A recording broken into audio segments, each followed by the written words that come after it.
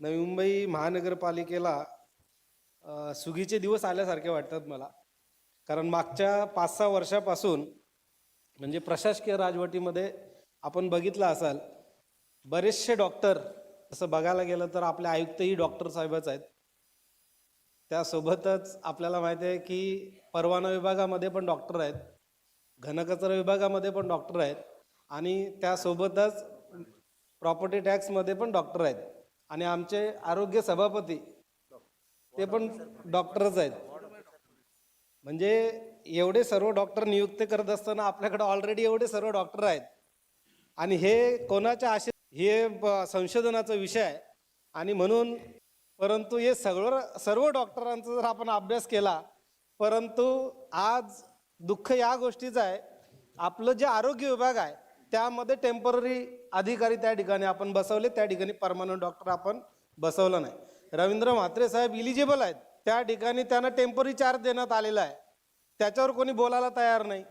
विषय सोडून अनेक विषयावर आपण आरोग्य विषय तसा गांभीर्याचा विषय आहे, सर्वांनीच आपापली भूमिका त्या ठिकाणी व्यक्त केली, परंतु जो विषय घ्यायचा होता त्या विषयावर कोणी बोलायला तयार नाही आणि आपापल्या वॉर्डातल्या संदर्भातल्या समस्या, आपापल्या वॉर्डातला असलेलं हॉस्पिटल, त्याच्यामध्ये कमतरता असलेल्या त्याच्या सुविधा याच्यावर सर्व बोलले, परंतु मुख्य वैद्यकीय अधिकारी हा त्या ठिकाणी आपल्या सेवेतला जो आहे त्याला त्या ठिकाणी बसवावं, त्या बाबतीत कोणी बोलायला तयार नाही.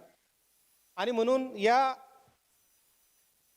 मागच्या 6 वर्षामध्ये जे काही प्रशासकीय काळामध्ये प्रशासकीय राजवटीमध्ये जे डॉक्टर आणून बसवले त्यांचाही उपयोग आपल्या महानगरपालिकेला झाला पाहिजे आणि त्या पद्धतीनं पुढील आरोग्याचा दृष्टिकोनातून या महानगरपालिकेमध्ये त्या पद्धतीनं काम झालं पाहिजे.